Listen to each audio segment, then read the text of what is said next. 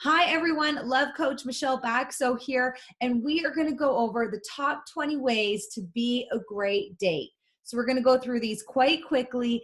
Feel free to click pause at any time, and if you want to reach out for more information or want to connect with me, then I'll show you how to do that at the end of the video. All right, let's get a rolling. First, it's important that you know you're worth being with. Worth, self-worth, worthiness, that's one of the biggest areas, biggest accesses for you to be a great date and to find your match, fall deeply in love, and have that love last. So start with just know you're worth being with. However, you're not entitled to it either, right? So it's a fine line, and it's important that you discover that. Be someone that you'd want to go out with. So for example, you probably don't want to hang out with Mr. Complainy Pants, so don't be Mr. Complainy Pants, okay?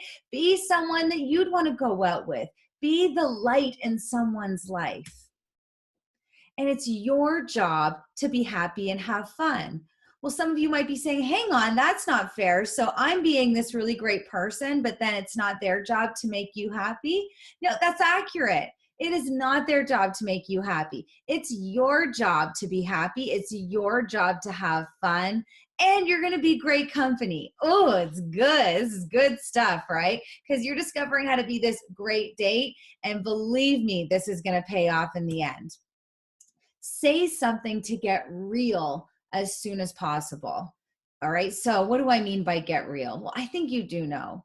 You know how there's those times when you're in basically a job interview date, or you're talking to each other in this high-pitched tone and it's totally superficial and nobody's talking about anything real whatsoever. So the sooner you can get real, get to the level of human and human, the better the date's going to be, and the more easily and more quickly you'll connect. You can't find out if you're a match without connecting. So this is really important. You know, one way to get real is to invite eye contact. Now, inviting eye contact doesn't mean forcing eye contact. It means be available for it. All right, just be available for it. Don't hold it. You're not, insisting on it. You're just available for it. And, once you lock eyes, you don't have to shy away from it either. Be genuinely interested in learning from another human being, preferably that human being that you're sitting across from on that date. Now, the word genuinely is especially important, right? Because we often pretend to be interested, but we're not really. But actually get interested in what life's like for that other human being. And then now it's time for you to be interesting. So how do you be interesting? What if you have this super dull life? Well, one, I would recommend making your life more interesting so that you're interested in your own life, but that's just for you. That's got nothing to do with dating. That's just because I'm committed you love your life. But you know what? No matter how judgmental you are about your life, there are interesting things about it. And the best way to be interesting is to share your personal experiences. Share your views. You're not forcing your views down someone's throat. You're sharing them. You're letting someone into your world. You're helping them see your life through your eyes, because it is quite fascinating to see life through another person's eyes. That's why we like movies. That's why, we watch these programs, because we're imagining life through other perspectives. And there's nothing more vivid and exhilarating than an actual human being's perspective versus one that's just been made up. Ask increasingly personal questions. There's actually been a number of studies on this that support that if you gradually ask more and more personal questions as you go through the date, that it allows for a certain kind of connection. It actually opens up the possibility of love and can do that quite quickly. Now, I'm not promising this is going to lead towards love, but it's definitely a way to have real conversations, meaningful conversations, to get to know each other, learn from each other, and have that evening or afternoon, that time together really be worth something. So don't go diving right into the deep end right off the bat, but just start asking increasingly personal questions, about their views, about their lives, about, what's important to them. And then wait to be asked personal questions. So a lot of the times what people have said they don't like in a date is when it's like someone wants to show them who they are. This was something I was really guilty at for a long time, where I would I've done a lot of personal development work. So I'd want to tell you really personal things about my personal journey and all the traveling I've done. And I'm wanting to tell you all these things. That's actually quite a turnoff. So wait to be asked. And then when you are asked, absolutely answer them. Don't hold back. Don't shy away. Answer those questions. Also, it's really useful to be unapologetically who you really are. So, what do I mean when I say who you really are? Well, that's based on your values, the things that are important to you. And that's very different than your judgments. Often people will say, well, I'm just being myself. I'm just stating my opinion. But they're doing that through judgments, through assessments, through cutting other things down, through insulting other people or other lifestyles. Well, that's not what I mean. But if you value something, share that it's important to you, share that value, and don't apologize for it. If the two of you aren't a match, it's not a problem. You can respect someone else's differences. You two can decide you're not a match and still have this really great time and learn from each other. Admit when you're messed up. Oh, this is so freeing. Please, if you do something silly, rather than getting all awkward, worried, stressed about it, just laugh at yourself. Admit it, okay? If you go way too intense and turn the date into a job interview, call yourself up. Go, whoa, okay, sorry, I just went drilling you there for a second. Or pardon the 20 questions. Okay, you go. Maybe you take over for a minute. Admit when you messed up, okay? Now, this is also a really important one. No one is a waste of your time.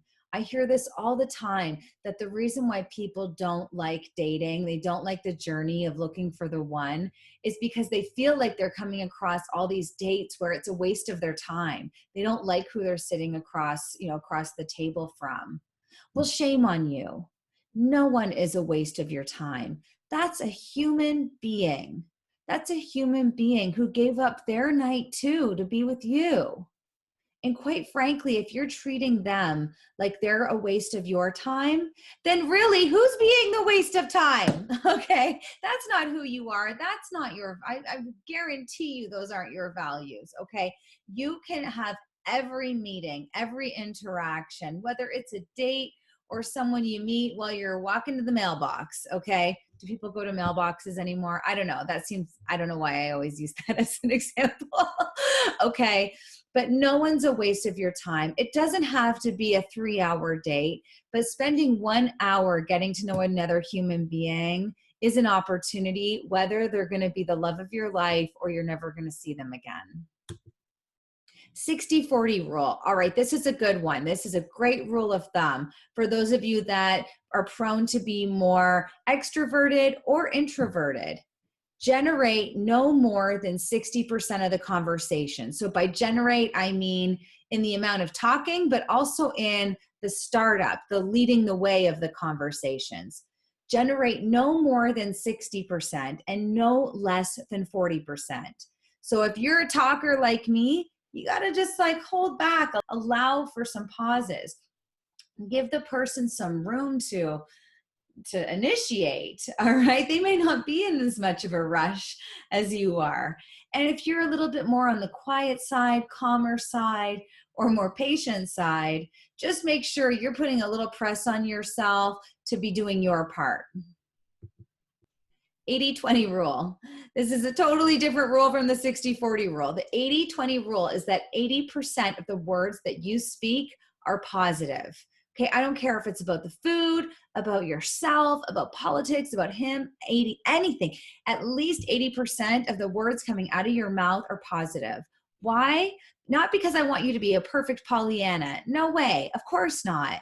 But negativity is like putting a drop of ink in a glass of water.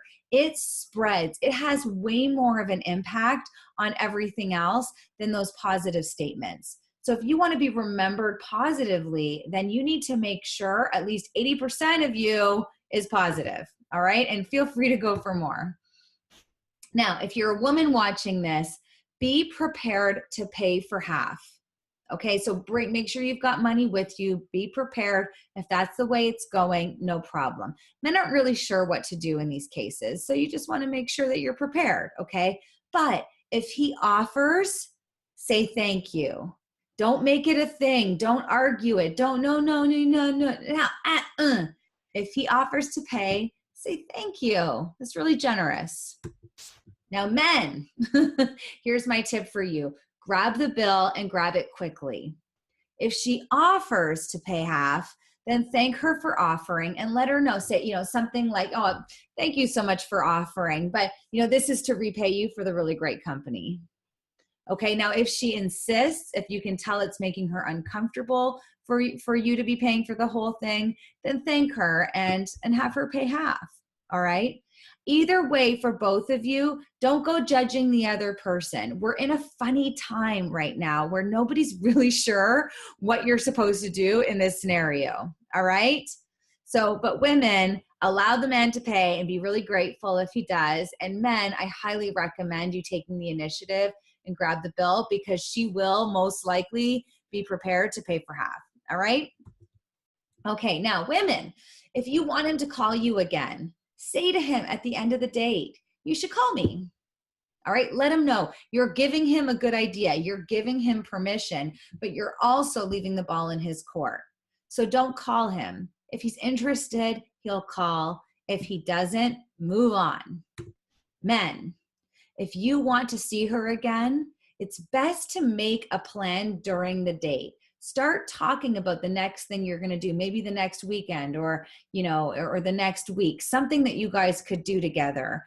Do that during the date, all right? Otherwise, at the end of the date, ask her if you can call her, all right? And I recommend when she says yes, give her a gentle kiss on the cheek, something nice, something polite, all right, and move on.